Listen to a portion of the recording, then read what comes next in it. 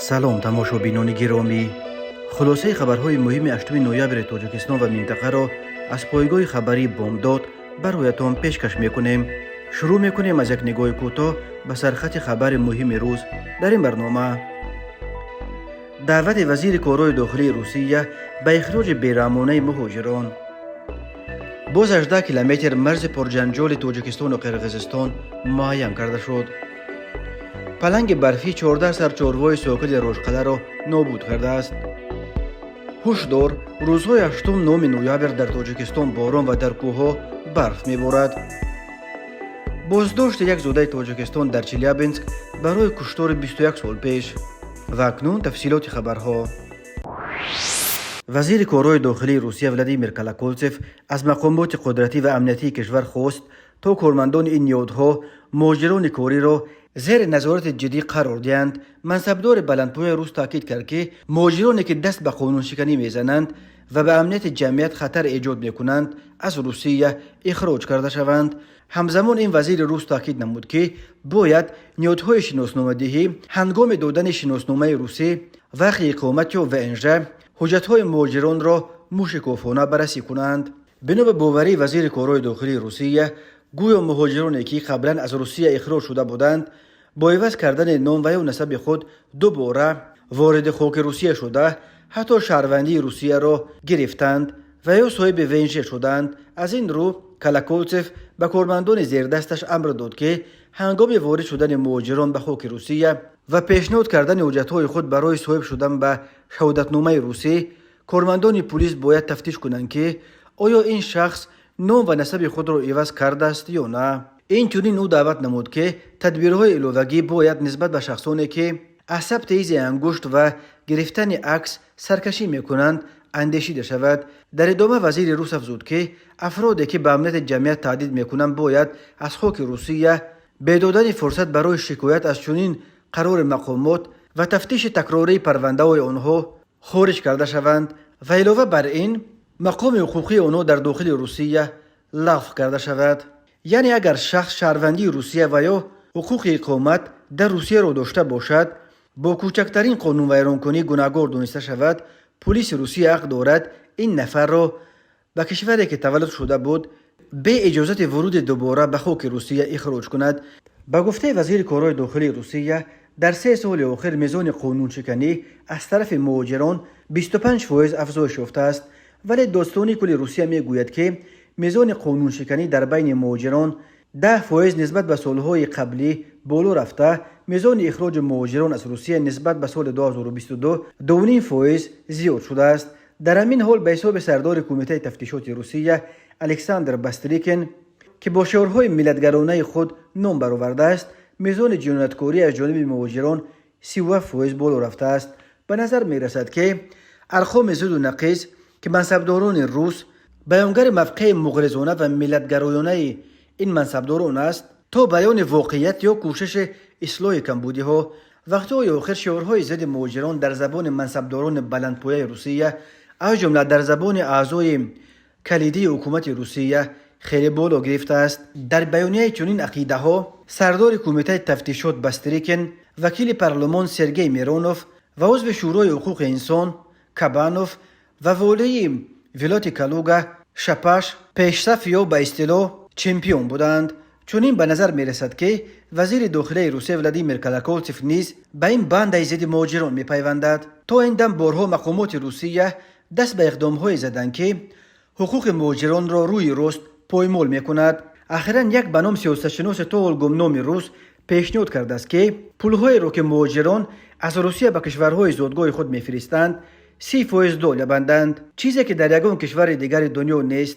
یعنی هر مهاجر بر علاوه اندازهای الکی به بودجه روسیه پرداختش باید از هر $100 حق حلال خود که به وطن می‌فرستد باید $30 و از هر $1000 $300 به بودجه روسیه حق بسپارد. تاجیکستان و قرقیزستان روز 8 نوامبر سال 2023 با نشر بیانیه‌های کوتاه امسان و بدون آوردن جزئیات درباره تفاوت دو جانب بر اثر باز قریب 18 کیلومتر از قطعه‌های بسیط در مرز بین دو کشور خبر دادند. مرز تاجیکستان و قرقیزستان در سالهای اخیر به مرز از هم نوآرام در آسیای مرکزی تبدیل یافته است. بر اساس این اطلاعیه رسمی، در اساس توافق جانب‌ها از 1 تا 8 نوامبر سال 2023 در شهر بوستان ولایت سوغد جمهوری تاجیکستان جلسه نوبتی گروه‌های کاری توپوگرافی ایالت‌های حکومت جمهوری تاجیکستان و جمهوری قرقیزستان اوید به دلیمیتاسیا و دیمارکاسیای سرحد دولتی برگزار گردید. گروه‌های کاری توپوگرافی 17 از 98 کیلومتر سرحد دولتی تاجیکستان و قرقیزستان را موافقه نمودند. از روی نتیجه جلسه پروتکل داخلدار به امضا رسید. جلسه در فضای دوستانه و حسن تفاهم برگزار شد، گفته می شود در اطلاعیه. تفصیلات دیگر داده نشده است و معلوم نیست که دو جانب این بار بر اثر کدام قطعه‌های باسی مرز دست به توافق یافتند، ولی در اطلاعیه گفته می شود که جانب‌ها وعده دادند که در جلسه نوبتی که در قلمرو جمهوری قرقیزستان دایر می گردد کارها را اوید به علامتگذاری منطقه‌های باقی مانده ادامه می‌دهند. بعد چند سال بنبست که تاجیکستان و قرقیزستان در تعیین و علامتگذاری منطقه‌های باسی مرز خود 1 کیلومتر پیش رفته نتوانستند، دوشنبه و بشکک در 1 ماه اخیر اینک بار سیوم درباره پیشروی در مذاکرات مرزی خبر می‌دهند. روز 8 اکتبر در پی مذاکرات گروه‌های خریطه‌ساز یا توپوگرافی ایالت‌های دولتی دو کشور اوید به تعیین و علامتگذاری مرزها که از 3 تا 8 اکتبر در شهر بادکند قرقیزستان برگزار شد، طرف‌ها خبر دادند که با 43 کیلومتر و 320 متر مرز عمومی بین دو کشور را مشخص کردند.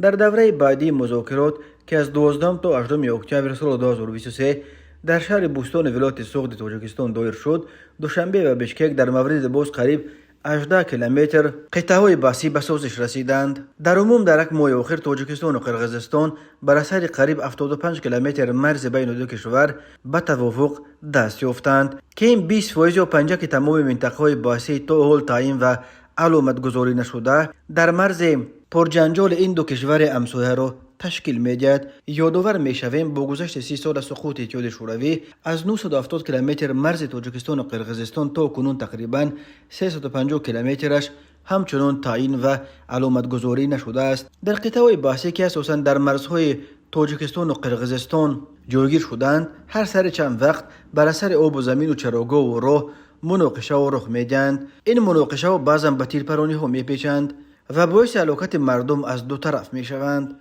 در 2 سال اخیر 2021-2022 در نتیجه زدوخوردهای مسلحانه در مرز دو کشور دست کم 240 نفر کشته شده، حدود 750 نفر از هر دو جانب زخمی شدند.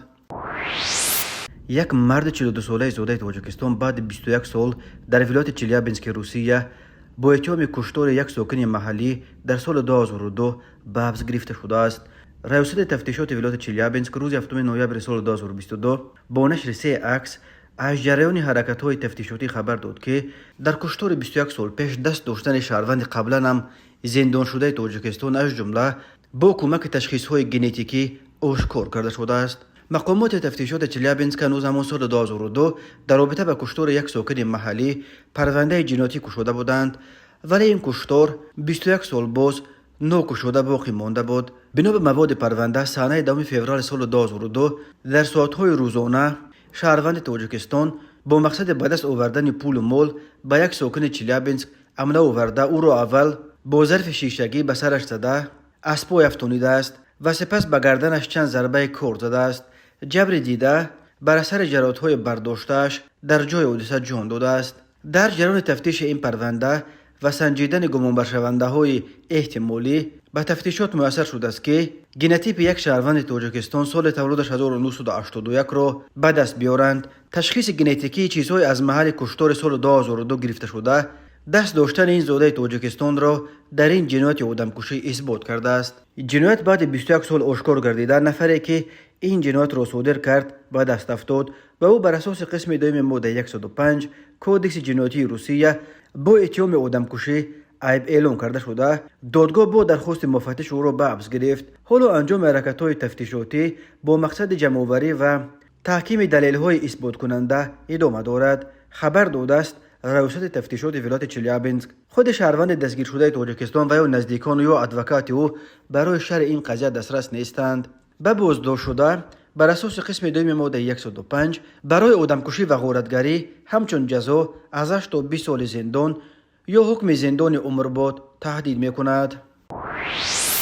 تماشابینان عزیز، یادآور می‌شویم خلاصه مهمترین اخبار تاجیکستان را از پایگاه خبری بامداد تماشا دارید. برنامه را ادامه می‌دهیم.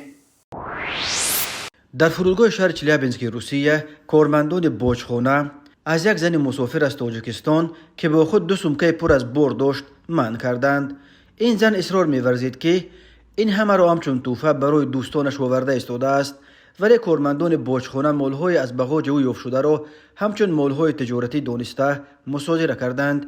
بنا به اطلاع خدمات مطبوعات باجخانه چلیابینسک، یک زن مسافر 29 ساله که از تاجیکستان به چلیابینسک آمده بود تلاش کرده است که با 2 سمکه پر از بار توسط رورو سبز گذرد. با گذشتن از رورو سبز مسافران نشان می‌دهند که چیزی برای اعلام کردن در باجخانه و گمرک ندارند. کارمندان باجخانه فرودگاه چلیابینسک این مسافر را منع کرده بغاج او را که وزن عمومیش 37 کیلو را تشکیل میداد تفتیش کردند. در جریان تفتیش معلوم شده است که این جوانزن با خود 38 جای نماز، 49 روی مال و 100 تسبیح داشته است.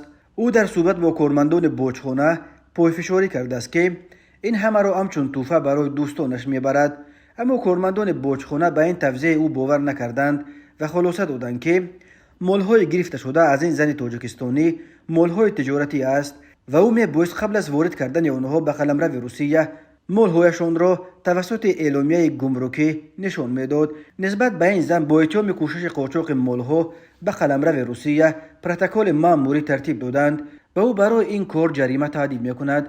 البته جای نماز و روی مال و تسبیح‌های از او گرفته شده را نیز میتوانند مصادره کنند. در همین حال یک مهاجر تاجیک مقیم روسیه روز 8 نوامبر به پایگاه خبری بامداد گفت که بارهای این زن مصادره شده اصلا برای تجارت نبود. همسر من به زیارت حج رفته است، از بس که پایش درد میکند با خود از مکه و مدینه آوردن توفه ها مشکل بود. به همین خاطر ما توفه ها را در تاجیکستان فرمایش دادیم و این خواهر که با 2 فرزندش به روسیه می اومد راضی شده بود که با خود این توفه ها را بیارد. متاسفانه در فرودگاه همش را گرفتند. این مال ها همش برای کار ثواب بود، نه برای تجارت، نقل کرد همصحبت بامداد. سردار بخش ولایت‌های فوق‌العاده نویه روشقلعه ولایت مختار کوهستان بدخشان صبح 5 نوامبر سال 2023 تخمیناً ساعت 9:46 خبر داده است که یک پلنگ برفی به چارپای خانگی یک ساکن دهه نمدراج جماعت دیوت توسیان نویه روشقلعه حمله کرده است. بنا به گزارش نشر شده در سامانه رسمی کمیته ولایت‌های فوق‌العاده تاجیکستان، حیوان وحشی 14 سر مال معده از جمله 9 سر بز و 5 سر گوسفند را کشته، 1 سر گوساله را زخمی کرده است. گفته می شود پلنگ را متخصصان کمیته حفظ محیط زیست ولایت از داخل عاقلخانه ساکن توسیان دستگیر کرده به نویه مرغوب انتقال دادند. این نخستین حالت حمله پلنگ‌ها به چارپای مردم در ولایت مختار کوهستان بدخشان نیست. در گذشته هم از حمله پلنگ برفی در دهات کوهستان بدخشان خبرها به دست می رسید. چون این حمله های حیوان وحشی مخصوصاً پلنگ و گرگ و گاه و حتی خرس به عاقل ساکنان این ولایت مختار بلنکو به ویژه در فصل سرما که جستجوی غذا برای حیوانهای وحشی مشکل می شود و آنها مجبور می گردند که در جستجوی غذا از کوه پایین فرآمده به محله های اهالی نشین نزدیک شوند.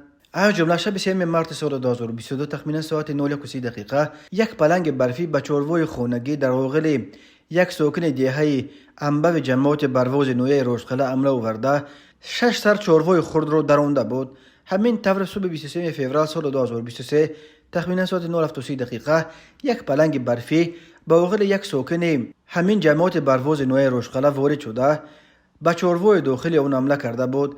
این درنده 20 سر چارپای خرد را درانده و 1 سر چارپای کلان را معیوب کرد. همچنین صبح بر وقت 20 اکتبر سال 2021 تخمینا ساعت 04:00 یک پلنگ برفی به عاقل یک ساکن جماعت زانگ نویه اشکاشم حمله آورده 31 سر چارپای خرد را نابود کرد و 2 سر چارپای کلان و 8 سر چارپای خود را زخمی کرده بود. کمیته ولایت‌های فوق‌العاده تاجیکستان با تکیه به معلومات اگنتی هواشناسی به سهم ساکنان و مهمانان جمهوری می‌رسانند که روزهای 8 نوامبر سال 2023 در تاجیکستان آب و هوای نامساعد پیش بینی شده باران می‌بارد. این بارش‌ها در منطقه‌های بیش از 2000 متر بلندتر از سطح بر می تواند به برف مبدل گردد. بارشات شدید در قلمرو ولایت‌های سوخت، ختلون و شهر و نویای توبه جمهوری پیش بینی شده است. روزهای 8 نوامبر سال 2023 در وادی‌ها و نویه‌های کوهستانی توبه مرکز در ولایت سوخت خطر فرو ریختن سیل‌ها بالا می رود. بارشات می تواند سبب بلند شدن سطح آب رودخانه‌های یوخسو، قزلسو و دریاهای شود که از کوههای جنوب قطارکوه ایسار جاری می شوند. به این سبب کمیته حالتهای فوق‌العاده به خاطر پیشگیری از حادثه‌های ناخوش از شهروندان خواهش می‌کند که در این روزها سفرهای بدون ضرورت توسط راه‌های کوهستان را محدود کنند. از انجام کارهای صحرایی و شکار و هیزمچینی در منطقه‌های کوهستان موقتاً دست کشند و هنگام استفاده بخاری و دیگر تجهیزات گرم‌دهنده قاعده‌های ضد سوخت‌ها را قطعاً رعایت کنند. هنگام رخ دادن حالتهای فوق‌العاده و یا رویداد ناخوش شما می توانید به تلفن‌های زیرین به نوبتدار فوری کمیته حالتهای فوق‌العاده مراجعت نمایید. قسم نوبتداری کمیته 112 یا 221 91 19 و 223 13 11 زنگ زنید. تماشابینان عزیز و گرامی، این بود مرور به خلاصه چند خبر مهم امروز تاجیکستان. خبر و گزارش های بیشتر از تاجیکستان و درباره تاجیکستان و اطراف آن را در سامانه پایگاه خبری بامداد در این نشانه پیگیری نمایید: www.bomdad.com. خوش باشید.